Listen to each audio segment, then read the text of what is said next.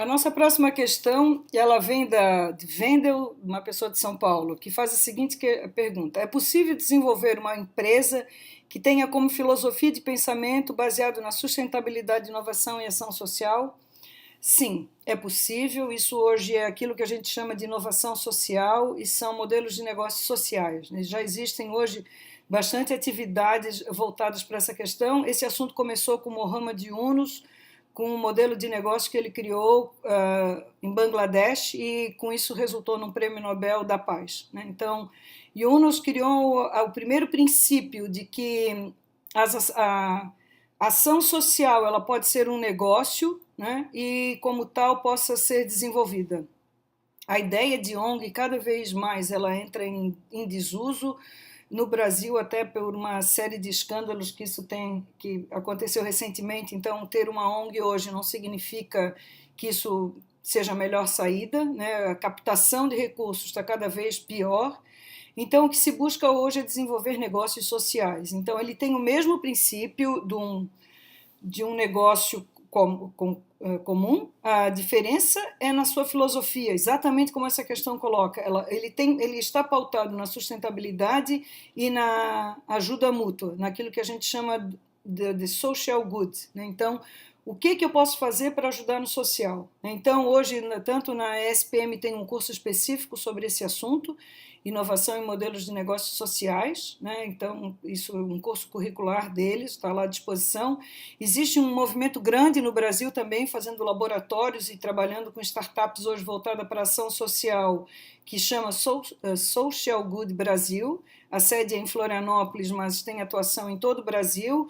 E esse movimento vem trabalhando exatamente de que forma eu posso buscar na tecnologia soluções para problemas sociais, né? Então, é um assunto palpitante, extremamente atual e que merece uma atenção especial. O modelo de negócio funciona da mesma maneira, nós utilizamos o Canvas tal qual fazemos por um negócio, a diferença está na forma de como que se vai distribuir o lucro, né? Porque ao invés de ser um negócio individual, onde o lucro passa a ser por um único investidor, quando nós trabalhamos com negócio social, o lucro normalmente é dividido para aquela comunidade da qual faz parte. Então, essa é a grande diferença e a grande capacidade que se tem em buscar essas soluções, né? Então, isso hoje passa a ter uma relevância muito grande, inclusive nas grandes empresas, onde elas passam a ter a possibilidade de buscar a sua contrapartida social, né, junto às comunidades, incentivando negócios que tenham, por fim, a sustentabilidade e a inovação social. Eu recomendo que se busquem compreender, e tem alguns artigos hoje já sobre esse assunto, né, sobre inovação em modelos de negócio na base da pirâmide ou de forma sustentável, ou que tem esse cunho social.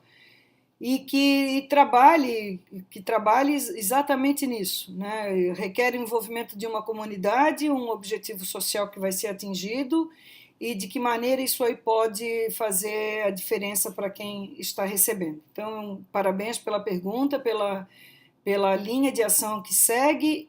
Recomendo que entre no site do socialgoodbrasil.com.br, né, onde eles ali têm, inclusive, chamadas para incentivar startups ou novos negócios que têm essa finalidade.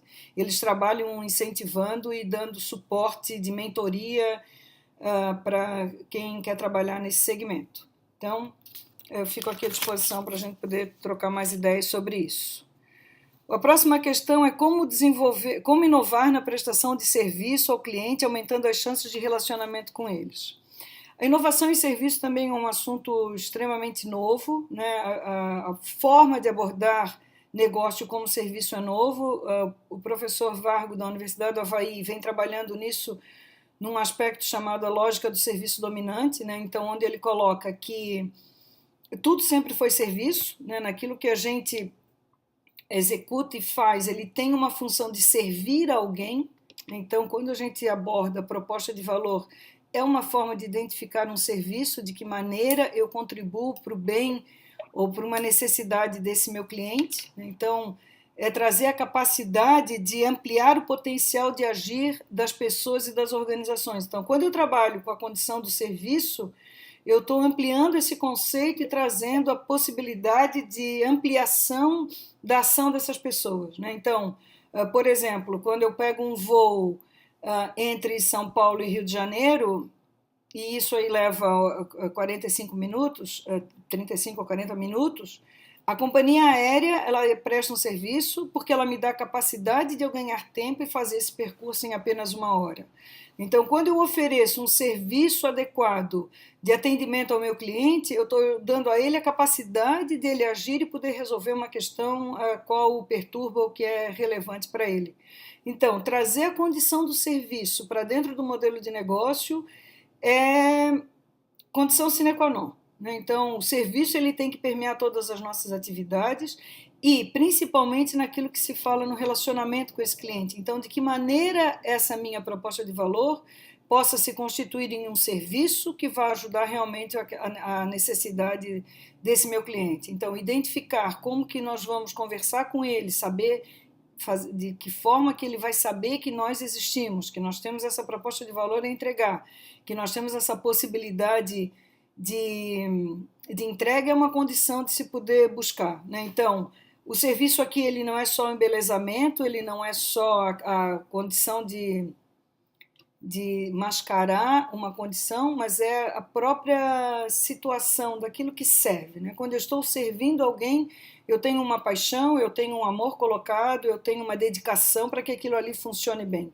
E nós temos experiências várias na nossa vida, onde a gente identifica o que é um serviço e o que é que não é, né? Então, trazer essa prerrogativa para poder trazer inovação ao negócio é um aspecto bastante inteligente e atual, né? Antecipar questões das quais o meu cliente ainda não sabe que ele precisa.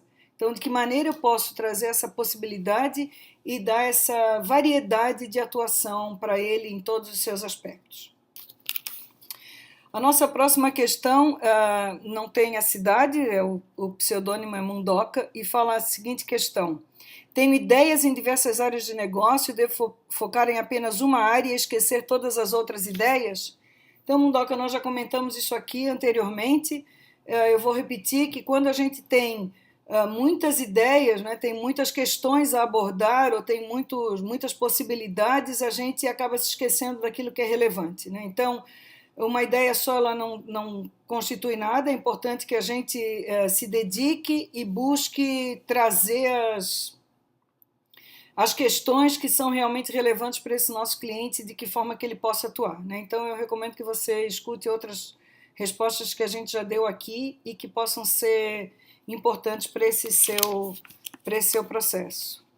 Uma outra questão, ela vem de Belém e fala o seguinte ponto: como que eu posso criar um modelo de negócio e trabalhar de forma utilizando os 9 blocos do Canvas? Então, essa é uma questão bastante delicada, né? Eu sempre comento assim que o Canvas não é solução para todos os casos e o primeiro ponto que a gente deve trabalhar é estabelecer nesse processo quem são os nossos clientes e trabalhar de uma forma visual, né? Então, criar um procedimento integrando uma equipe, buscando identificar se esse negócio que eu estou criando já existe ou não existe, né? Conhecer esse meu mercado, saber aquilo que já tem, buscar na internet, se desprender do apego a essa ideia, ir a campo e realmente ser fiel naquela questão, buscar identificar se isso realmente está atendendo uma necessidade de alguém ou é uma necessidade minha.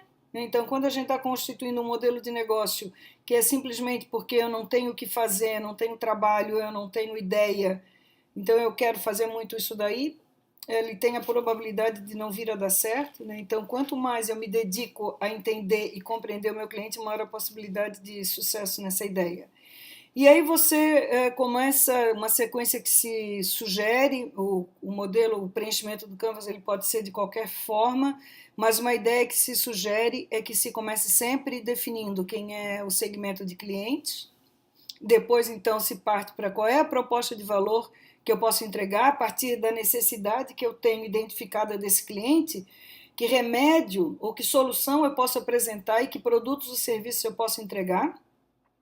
Depois, então, se parte para definir os canais. Eu sempre comento assim que a diferença entre canais e relacionamento, um é mais emocional, é um coraçãozinho, símbolo até, e outro é a condução daquilo, como que eu vou levar minha proposta de valor ao meu cliente. Então, que canais físicos eu vou utilizar para isso, né? Eu vou então utilizar um aplicativo, eu vou utilizar mídia convencional, eu vou desenvolver um site, vou criar um blog, enfim, quais são os canais.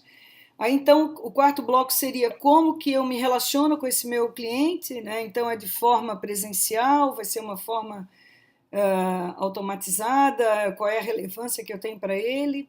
Então, identificar como que eu quero que ele me conheça, né? De que maneira que eu vou estar nessa aproximação com ele. O quinto bloco passa a ser, então, a nossa fonte de receita, como que esse meu cliente está disposto a pagar por esse meu serviço, por essa proposta de valor, né? De que forma que vai receber. Eu sempre recomendo que, se qualquer modelo de negócio tem como premissa patrocínio, ele não é um negócio sustentável, ele não é aquilo que a gente chama de escalável, né? Ele não tem continuidade.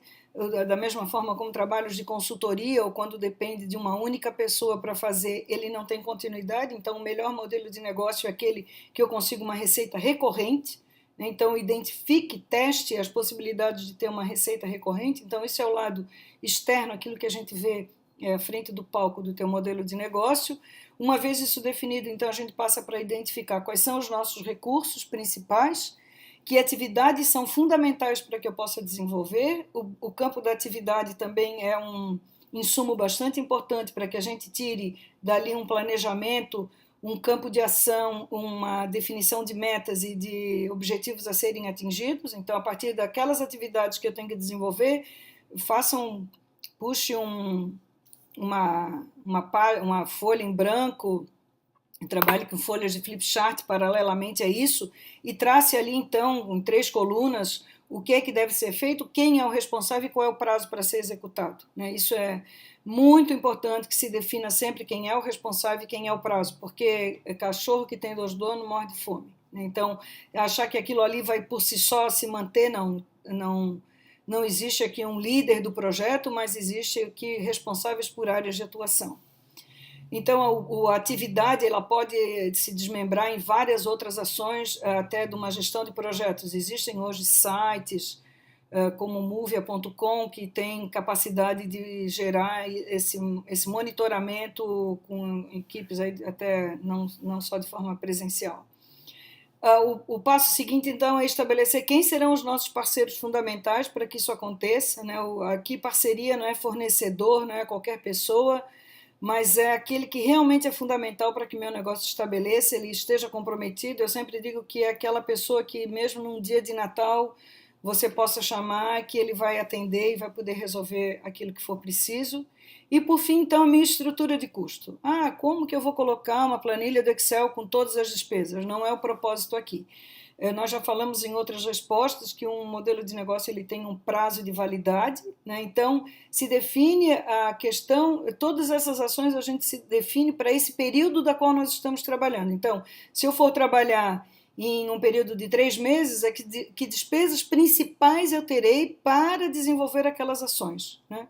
Na medida em que esse assunto for sendo incorporado, for testado e for sendo validado, ele entra no âmbito da organização, entra num papel de como qualquer outra empresa funciona e passa a ter, então, toda a gestão de um processo dentro dos critérios da administração, dentro da legalidade de uma empresa ou naquilo que é fundamental para que ela possa acontecer. O modelo de negócio ele não substitui a gestão da empresa naquilo que se conhece. Então, na medida em que a minha ideia for sendo testada e que meu negócio estiver desenhado adequadamente e for testado e comprovado, então eu passo a incorporar e criar uma empresa. Então, aquela condição de ser uma startup, ela também é temporária eu não entendo quando alguém fala que a minha startup tem 5 anos, não é o caso. A startup é um período de teste e de incerteza, e se ela está em tanta incerteza durante tanto tempo, é que se avaliar esse modelo, esse negócio. Né? Então, na medida em que a gente vai testando, vai saindo da dúvida para uma certeza, porque foi comprovado, e ele entra então num processo normal de administração e de gerenciamento e passa a fazer parte de um negócio, né? Com o compromisso de pagar os seus impostos, de regularizar a contratação das pessoas, de ter uma consultoria jurídica, um consultor contábil. e gestão de todos os aspectos que compete a uma organização. Espero ter atendido essas questões e a gente continua na sequência. Um grande abraço.